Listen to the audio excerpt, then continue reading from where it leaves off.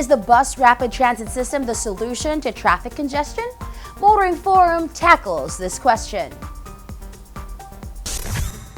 Some say the COVID pandemic gave birth to the EDSA busway or EDSA Carousel, or at least facilitated the establishment of a dedicated lane on Metro Manila's main thoroughfare to buses. The EDSA Carousel proved a godsend for commuters during the pandemic, especially as part of the government's Libreng Sakay program when the metro slowly returned to what people then called the new normal. With restrictions still in place, many companies employing work-from-home schemes and school held online, Metro Manila traffic was, for those who longer suffered hellish congestion pre-pandemic, heavenly.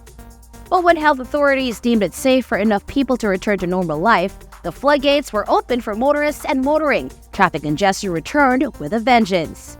EDSA is back to being a glorified parking lot at times. But this time, buses were not suffering as much, with much of the thoroughfare featuring a clear lane for them to ferry passengers. Commuters, more than 35 million just from January to June this year, benefited from a faster commute. The trip made more enjoyable while seeing private cars stuck in traffic.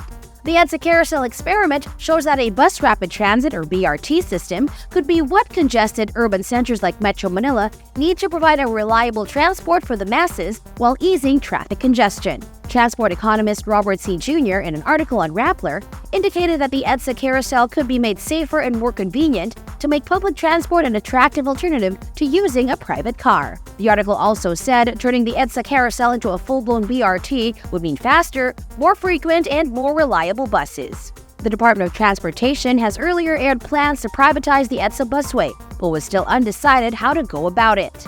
Still, this indicates that the EDSA Carousel or busway can be turned into a full-blown BRT. What are features of BRT? The Rappler article cited the criteria for BRT set by the Institute for Transportation and Development Policy. The criteria includes dedicated lanes for buses unimpeded by traffic, fares collected before boarding, station platforms that are level with bus floors or stepboard for quicker, safer, and inclusive boarding, doors on either side of buses. C added that BRTs need to be run with strict schedules and intervals for buses.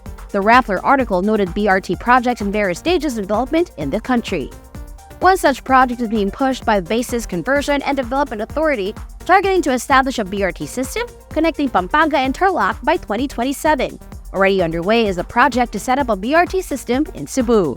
Proponents of the BRT system argue that this should replace the so-called boundary system for buses, which encourages drivers and operators to compete for passengers, racing towards stops or dawdling at intersections waiting for passengers. This has proven to cause congestion, as experienced on EDSA before the EDSA busway or carousel was put into place. The Rappler article noted that back in 2016, the National Economic and Development Authority Board approved a 37.7 billion peso project, create a Metro Manila bus rapid transit system with 63 stations from Monumento up to the Ninoy Aquino International Airport. But the project was later scrapped to give way to light rail transit projects. C argues that rail transport and the BRT could complement each other and form a backbone of an efficient and reliable mass transport network for the metropolis.